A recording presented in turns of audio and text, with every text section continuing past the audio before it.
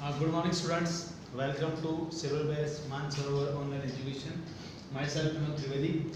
Today, we are going to discuss about active and passive voice. Active voice. When the subject does an action or doer of action is called the active voice. मतलब कि જ્યારે subject કરતા કોઈ ક્રિયા કરતો હોય તેવું દર્શાવવા માટે એક્ટિવ વોઇસનો ઉપયોગ થાય છે. કાં તો જે ક્રિયામાં કરતા કોઈ ક્રિયા કરી રહ્યો છે તે બતાવ્યું હોય તેને એક્ટિવ વોઇસ કહે છે. બીજું passive voice. When verb denotes an action that is received by or being done to subject is called the passive voice. मतलब કે કોઈ ક્રિયા કર્તા દ્વારા કરવામાં આવી રહી છે તેવું સૂચવવા માટે પેસિવ વોઇસનો ઉપયોગ થાય છે. એટલે આપણે એક્ટિવ વોઇસ કોને કહેવાય? તો કોઈ પણ ક્રિયા કર્તા કરી રહ્યો છે, કર્તા ક્રિયા કરે છે તેવું દર્શાવવા એક્ટિવ વોઇસનો ઉપયોગ થાય છે. અને જો એવું હોય કે કોઈ પણ ક્રિયા કરતા વડે કરતા દ્વારા બાય વર્ડ કે કરતા વડે કરતા દ્વારા કરવામાં આવે છે તેવા વાક્યને આપણે પેસિવ વોઇસ કહીએ છીએ. ઓકે, ગુજરાતીમાં એક્ટિવ વોઇસ એટલે કર્તરી અને પેસિવ વોઇસ એટલે કર્મણી વાક્ય કહી શકાય. જોઈએ એક સેન્ટેન્સ, એના પર થોડું વધારે ખ્યાલ આવશે. આપણે આગળના જે ટેન્સમાં સેન્ટેન્સ લીધા હતા તેનું જ એક ઉદાહરણ લઈએ જેથી કરીને આપણને યાદ બરાબર રહે. આપણે એમાં લખ્યું હતું વિરાટ, એ એક્ટિવ વોઇસ છે, હું લખું છું વિરાટ પ્લેઝ ગુડ ક્રિકેટ. હવે આ વાક્યમાં જોઈએ તો વિરાટ પ્લેઝ ગુડ ક્રિકેટ. વિરાટ સબ્જેક્ટ, પ્લેઝ જે છે એ વર્બ થાય છે, V1 છે, અને ગુડ ક્રિકેટ એ ઓબ્જેક્ટ છે. એટલે કે વિરાટ સારું ક્રિકેટ રમે છે. આ બાબત એક્ટિવ વોઇસમાં આવે છે. બરાબર છે? આને શું કહીશું? Active voice. પરંતુ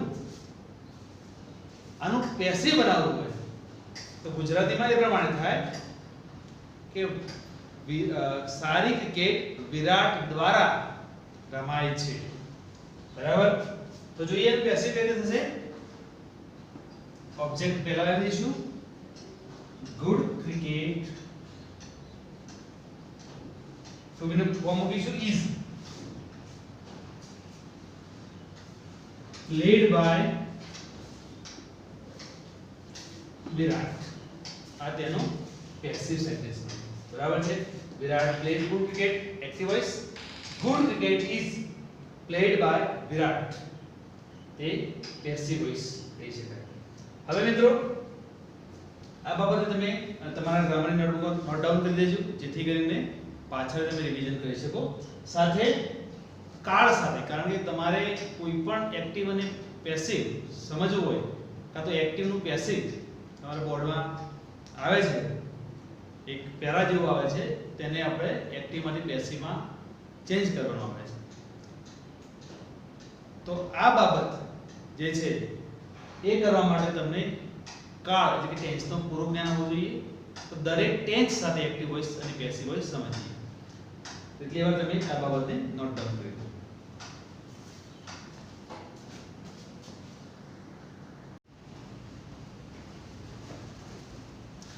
ઓકે મિત્રો, હવે કેટલાક રૂલ્સ જોઈએ. Rules for changing active voice into passive voice. તો કયા કયા નિયમો છે જોઈએ. Object take place of subject. Object એટલે કર્મ. કર્મ જે છે એ કર્તાનું સ્થાન લે છે. Number 2, helping verb is used. Helping વર્બનો ઉપયોગ કરવામાં આવે છે. સહાયકારક ક્રિયાપદ.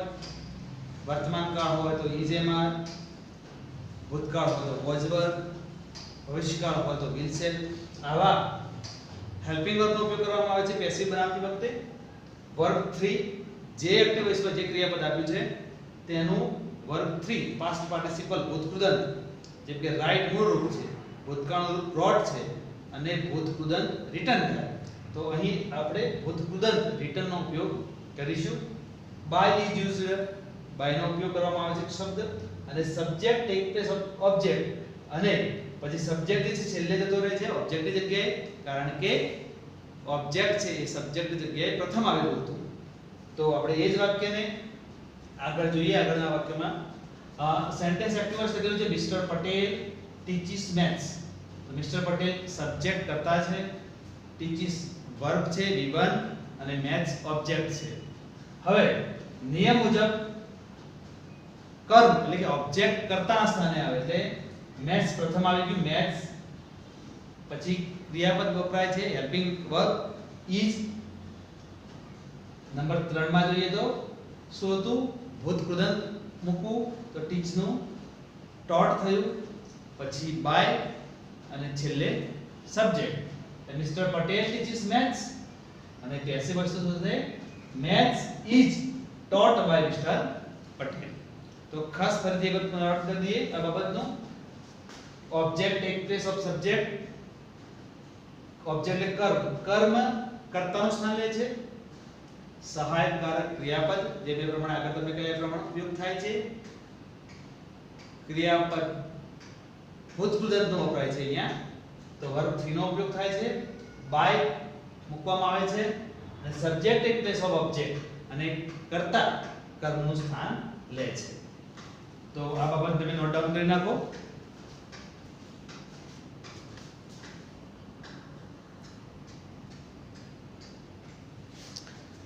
ઓકે મિત્રો, હવે કાળ મુજબ એક્ટિવ અને પેસિવ જોઈએ.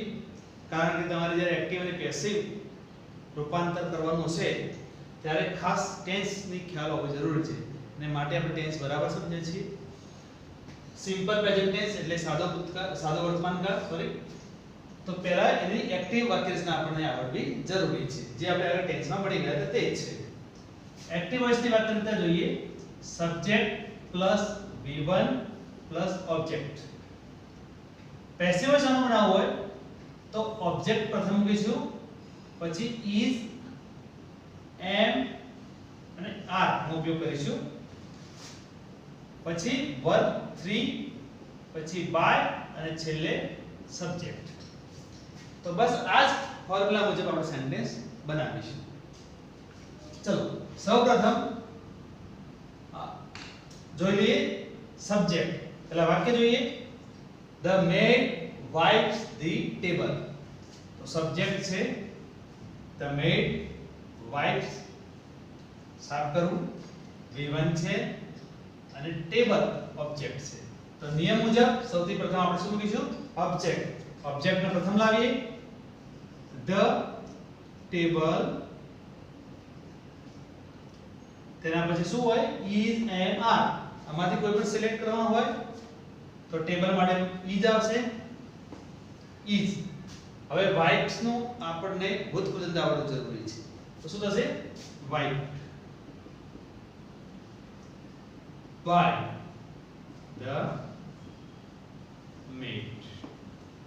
એકદમ સરળ છે. The maid wipes the table. Active voice. The table is wiped by the maid.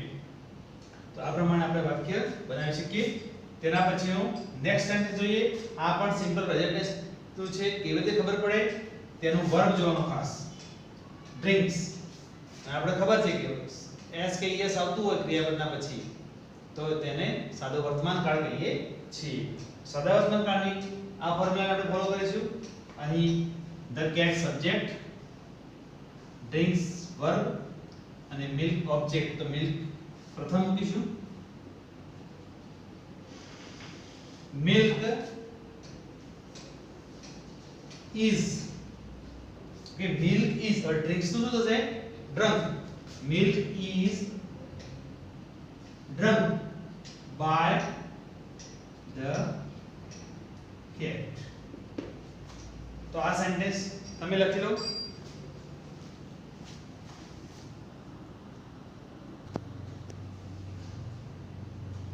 Okay મિત્રો, હવે સિમ્પલ પ્રેઝન્ટ ટેન્સ સમજ્યા પછી પ્રેઝન્ટ કન્ટિન્યુઅસ ચાલુ વર્તમાન કાળ વિશે માહિતી મેળવીએ. જોઈ લો એક્ટિવ વોઇસ ની પહેલી વાક્યરચના સમજી લઈએ.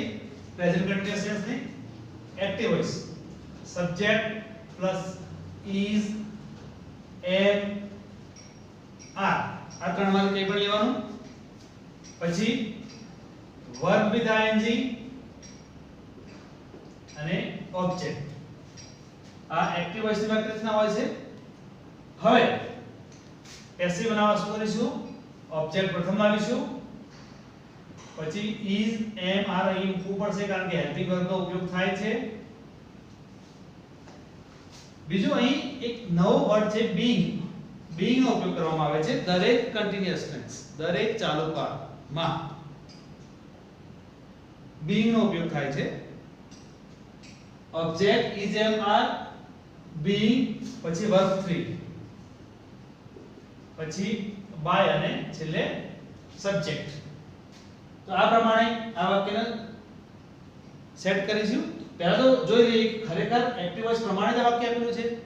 તો અહીંયા શું કહે છે? સબ્જેક્ટ તો જુલી, is am are તો is છે સિંગ્યુલર છે માટે, verb with ing washing ing wash સાથે, અને ઓબ્જેક્ટ ધ ડિશિસ. તો એક્ટિવ વોઇસ પ્રમાણે સેન્ટેન્સ છે. હવે એને પેસિવ વોઇસ પ્રમાણે આપણે કરવાનું છે. તો કઈ રીતે કરીશું? ઓબ્જેક્ટ પ્રથમ is am are plus being verb 3 by અને સબ્જેક્ટ. તો મિત્રો જોઈ લો, સૌથી પહેલા ધ ડિશિસ મૂકીશું અહીં આપણે. ધ ડિશિસ, ડિશિસ એ પ્લુરલ છે, બહુવચન છે, તો આર આવશે. Dishes are being.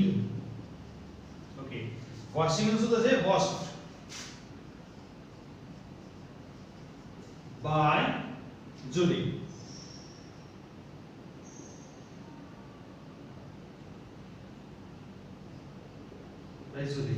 બરાબર છે. તો આ પ્રમાણે સેન્ટેન્સ બની શકે છે. નેક્સ્ટ સેન્ટેન્સ જોઈએ. The teacher is teaching a new lesson. તો a new lesson object, teaching verb અને teacher subject. તો પેસિવ વોઇસ ની રચનામાં ગોઠવીએ.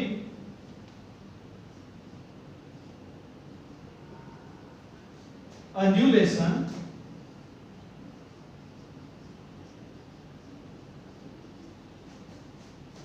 is being taught by the teacher.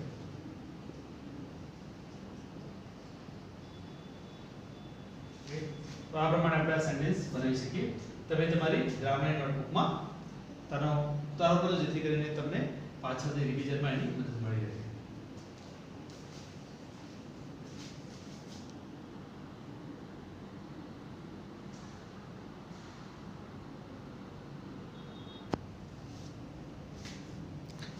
Okay students, હવે પ્રેઝન્ટ પરફેક્ટ ટેન્સ વિશે સમજવા જઈ રહ્યા છીએ. પ્રેઝન્ટ પરફેક્ટ ટેન્સ પૂર્ણ વર્તમાન કાળ. તો તેની એક્ટિવ અને પેસિવ વાક્યરચના સમજીએ. એક્ટિવ પેટર્ન જોઈએ. Subject plus have, has, verb 3 અને ઓબ્જેક્ટ. એક્ટિવ ફોર્મ્યુલા હતી. પેસિવ ફોર્મ્યુલા ઓબ્જેક્ટ પ્રથમ આવશે, have, has બંનેમાંથી કોઈ પણ એક આપણે ઉપયોગ કરીશું. બહુવચન માટે have, એકવચન માટે has, પરંતુ આઈ સાથે have આવે છે, ધ્યાન રાખીશું. તો object plus have or has. અહીં આપણે મિત્રો been નો ઉપયોગ કરીશું. verb 3 by and then subject. આ ફોર્મ્યુલાને ફોલો કરીશું. જો પહેલો વાક્ય એક્ટિવ વોઇસ તેના મુજબ છે. સબ્જેક્ટ તો સબ્જેક્ટ, have has તો be સાથે have આવે, V3 માટે seen, verb 3 અને the film object. હવે આ સેન્ટેન્સને આપણે પેસિવમાં બદલીશું. તો ઓબ્જેક્ટ પ્રથમ મૂકીશું. તો the film શું છે? ઓબ્જેક્ટ છે, તેને પ્રથમ લાવીશું. તેના પછી have અને has ની પસંદગી કરીશું. તો film સિંગ્યુલર છે માટે has been મૂકીએ છીએ. વર્બ 3 સીન આપેલું છે, અહીં પણ આપણે તે જ મૂકીશું કારણ કે પૂર્ણ વર્તમાન કાળમાં એક્ટિવ વોઇસમાં પણ વર્બ 3 જ આવે છે. પછી બાય અને છેલ્લે સબ્જેક્ટ લઈ જઈશું. ચલો સમજીએ કે સબ્જેક્ટ અને હેવ્સ ને આપણે સમજીએ વર્બ. ચલો ઓબ્જેક્ટ પ્રથમ લાવીએ. The film has મૂકીશું. ભલે અહીંયા have રહ્યું કારણ કે વિના સાથે have છે. અહીં ફિલ્મ સિંગ્યુલર છે માટે has આવશે. The film has been seen by us. અને મિત્રો કેટલાક pronoun સર્વનામ બદલાવ કરીશું કારણ કે be એ સબ્જેક્ટિવ pronoun છે તો તેનું આપણે જ્યારે ઓબ્જેક્ટ ને સ્થાન લઈ જઈએ તો તેમાં પરિવર્તન કરીશું. be નું us થાય, અહીંનું me થાય, તો એ પ્રમાણે he નું him થાય, એમ આપણે બદલતા રહીશું. તેના પછી સેકન્ડ સેન્ટેન્સ જોઈએ. Rohit has brought. Rohit has. Okay, Rohit has brought, sorry. તો આ સેન્ટેન્સ આપણે કેવી રીતે બનાવીશું? રોહિત સબ્જેક્ટ થયો, has brought વર્બ થયું અને these flowers ઓબ્જેક્ટ થયું. તો પેસિવ વોઇસ